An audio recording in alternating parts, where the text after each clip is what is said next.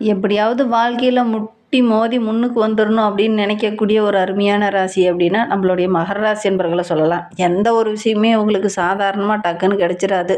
தொழிலாகட்டும், வியாபாரமாகட்டும், குடும்ப வாழ்க்கையாகட்டும், திருமணம் போன்ற சுபகாரியமாகட்டும், எத ஆரம்பிச்சிங்கனாலும் பார்த்தீங்கன்னா, கொஞ்சம் ஸ்லோவாகி அப்புறம் நெறைய தடைகள் வந்து, நெறைய பிரச்சனை வந்து, அதுக்கப்புறம் தான் முன்னுக்கு வர மாரி ஒரு சூழ்நிலை, ஒரு சாதகமான பலன் கிடைக்கக்கூடிய ஒரு சூழ்நிலை பெரும்பாலும் இந்த மகர ராசி என்பர்களுக்கு ஏற்படும். இவங்களுக்கு தொழில் அப்படிங்கிறது ரொம்ப பிடிக்கும். எந்த தொழில்ல போய் சேர்ந்தாலும் அந்த தொழில ரொம்ப நேசிக்கக்கூடிய ஒரு நபர்களாக இந்த மகர ராசி என்பர்கள் இருப்பாங்க. அதே நேரத்தில ஒரு சிலருக்கு பார்த்தீங்கன்னா, ஒவ்வொருத்தருக்கும் ஒவ்வொரு விஷயம் பிடிக்கும். ஆனா, நம்மளுடைய மகர ராசி என்பர்கள பொறுத்தவரையிலும் வேலை செய்ற இடம் ரொம்ப பிடிக்கும் அப்படின்னு சொல்லுவாங்க.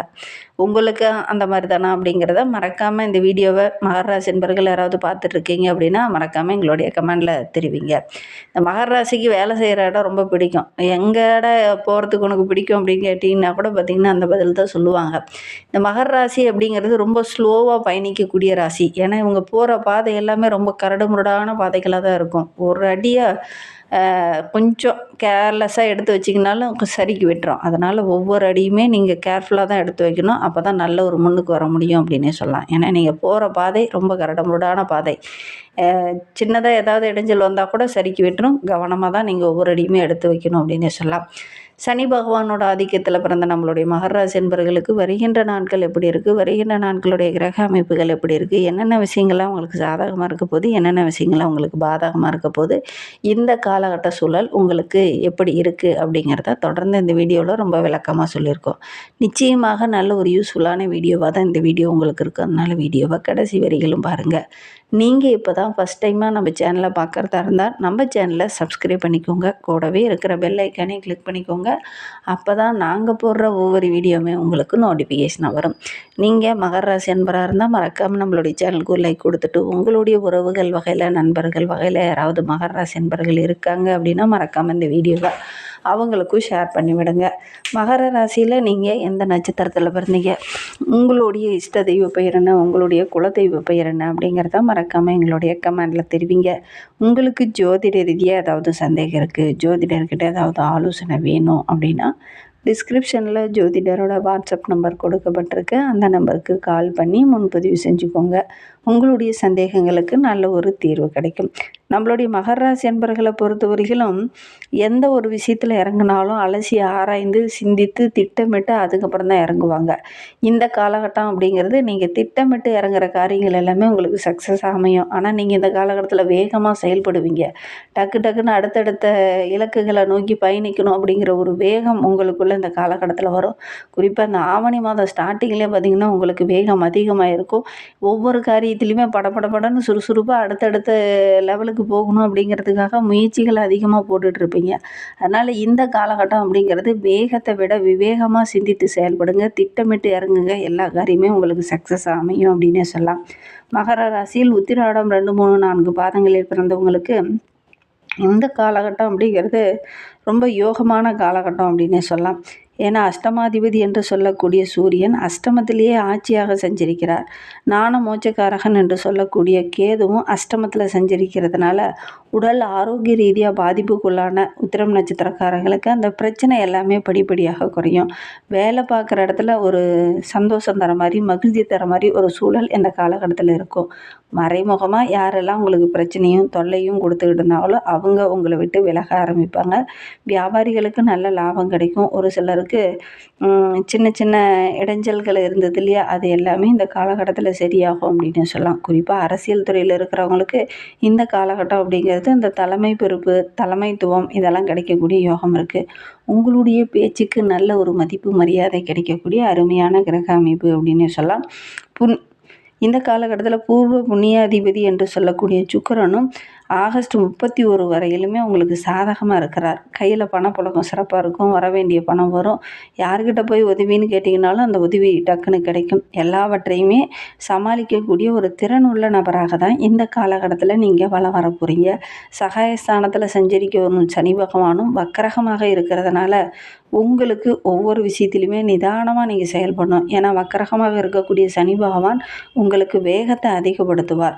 முன்பு இருந்த நிலையை விட இந்த காலகட்டத்தில் டக்கு டக்குன்னு முடிவு எடுப்பீங்க. எடுக்கிற வேலையில் சின்ன சின்ன இடைஞ்சல்கள் வரும். அதனால் அடுத்து நம்ம என்ன பண்ணலாம் அப்படின்னு அடுத்த லெவலுக்கு போகிறதுக்கான ஒரு சூழ்நிலை இருக்குது. இந்த மாதம் முற்பகுதியை விட பிற்பகுதி ரொம்ப சிறப்பாக இருக்குது அப்படின்னே சொல்லலாம். உங்களுடைய சேமிப்பு படிப்படியாக உயரும். நிறைய நன்மைகள் கிடைக்கக்கூடிய அற்புதமான கிரக அமைப்பு. அதே நேரத்தில் விவசாயம் செய்யக்கூடிய உத்திர நட்சத்திரக்காரர்களுக்கு நல்ல விளைச்சல் கிடைக்கக்கூடிய மாதமாக அமைந்திருக்கு அப்படின்னே சொல்லலாம்.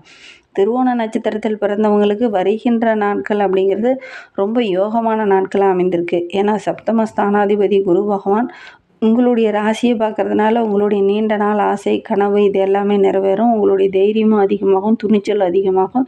ஒரு சில வேலையில் ஈடுபட்டு இருக்கவங்களுக்கு கூட நல்ல ஆதாயம் கிடைக்கக்கூட அருமையான கிரக அமைப்பு. ஏன்னா உங்களுடைய லாபாதிபதி செவ்வாய் சத்ரு ஜெயஸ்தானத்தில் இருக்கிறதுனால ஆரோக்கியத்தில் இருந்த பிரச்சனை எல்லாமே சரியாகும். உங்களுடைய எதிர்பார்ப்புகள் எல்லாமே ஒவ்வொன்றா நிறைவேறும். மறைமுகமாக யாரெல்லாம் உங்களுக்கு தொல்லை கொடுத்துட்டு இருந்தாங்களோ அந்த தொல்லைகள் எல்லாமே சரியாகும். வழக்கு விவகாரங்களில் இருக்கக்கூடிய திருவோண நட்சத்திரக்காரர்களுக்கு கூட இந்த காலகட்டத்தில் அந்த சாதகமான சூழல் இருக்கும் அப்படின்னே சொல்லலாம்.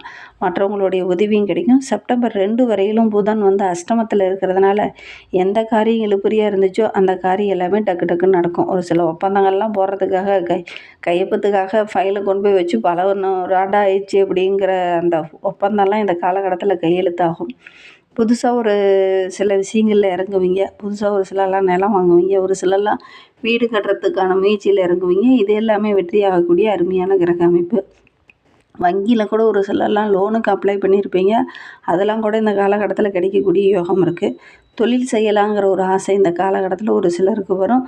தொழில் செஞ்சிங்கன்னா கூட நல்ல ஒரு முன்னேற்றத்தை எதிர்பார்க்கலாம். சூரியனும் கேதுவும் அஷ்டமத்தில் இருக்கிறது ஒரு சில பாதிப்புகள் வருமா அப்படின்னு நீங்கள் நினைக்கலாம். உங்களுடைய சுய ஒழுக்கத்தில் நீங்கள் கொஞ்சம் கவனமாக இருந்துக்கோங்க. நல்ல ஒரு முன்னேற்றத்தை எதிர்பார்க்கலாம் அப்படின்னே சொல்லலாம்.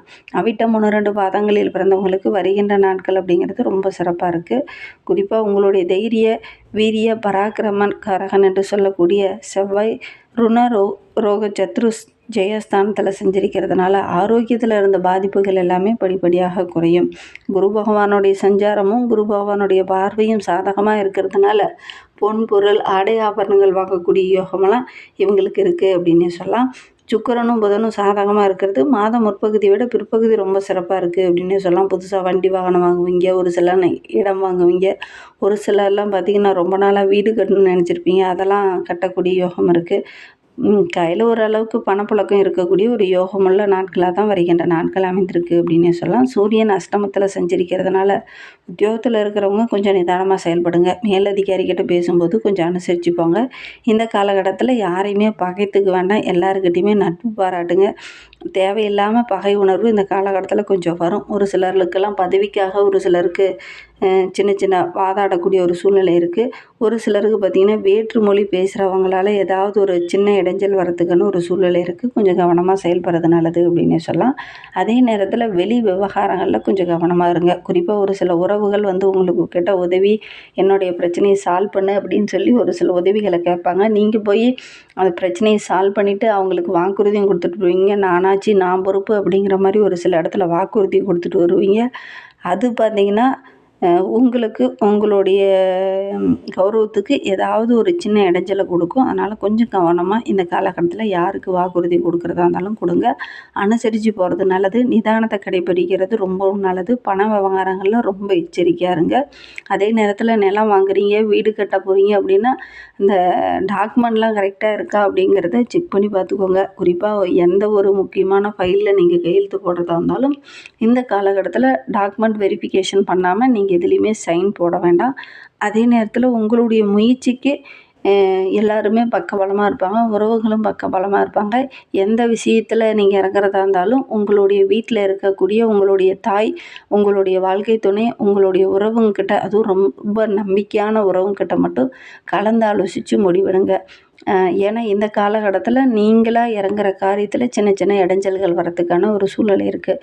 பொதுவாக நம்மளுடைய மகர ராசி என்பர்கள் எந்த ஒரு விஷயத்தில் இறங்குனாலும் பார்த்திங்கன்னா திட்டமிட்டு தான் இறங்குவாங்க. ஆனால் இந்த காலகட்டத்தில் அவசரமாக ஒரு சில விஷயங்கள் இறங்குவீங்க. அது உங்களுக்கு ஒரு சில இடத்துல இடைஞ்சலாக முடிகிறதுக்கான சூழல் இருக்குது. கவனமாக செயல்பட்டிங்கன்னா பெருசாக பாதிப்போ இடர்பாடோ எதுவும் ஏற்படாது. அதனால் கவனமாக செயல்படுறது ரொம்பவும் நல்லது. இன்னுமே உங்களுடைய வாழ்க்கை ரொம்ப சிறப்பாக மகிழ்ச்சிகரமாக இருக்கணும் அப்படின்னு நினைக்கக்கூடிய நம்மளுடைய மகர ராசி என்பர்கள் திருத்தணி முருகனை போய் வழிபட்டுட்டு வாங்க. நீங்கள் எடுக்கிற காரியங்கள் எல்லாமே உங்களுக்கு சக்ஸஸ் அமையும் அப்படின்னே சொல்லலாம். உங்களுக்கு விநாயகரை ரொம்ப பிடிக்கும் அப்படின்னா ஓம் கம் கணபதியே நமக அப்படிங்கிற மந்திரத்தை மறக்காமல் 3 டைம் எங்களுடைய கமெண்டில் தெரிவிங்க. அப்படி தெரிவிக்கும் போது கூட நீண்ட நாளாக பிரார்த்தனையாக ஒரு விஷயம் மனதுக்குள்ளேயே வைத்துட்ருப்பீங்க இல்லையா, அந்த ஒரு விஷயம் கூடிய விரைவில் நடைபெறணும் அப்படின்னு நினச்சிக்கிட்டு வேண்டிகிட்டு செய்து பாருங்கள். கட்டாயம் நடைபெறும். நம்பிக்கையோடு இதை மட்டும் செஞ்சு பாருங்கள். இந்த மாதிரி பயனுள்ள தகவலை தொடர்ந்து கேட்க நம்ம சேனலை மறக்காமல் சப்ஸ்கிரைப் பண்ணிக்கோங்க. நீங்கள் மகர ராசியாக இருந்தால் நம்ம சேனலுக்கு ஒரு லைக் கொடுத்துக்கோங்க. இந்த வீடியோவை முழுமையாக பார்த்ததற்கு நன்றி. தேங்க்யூ.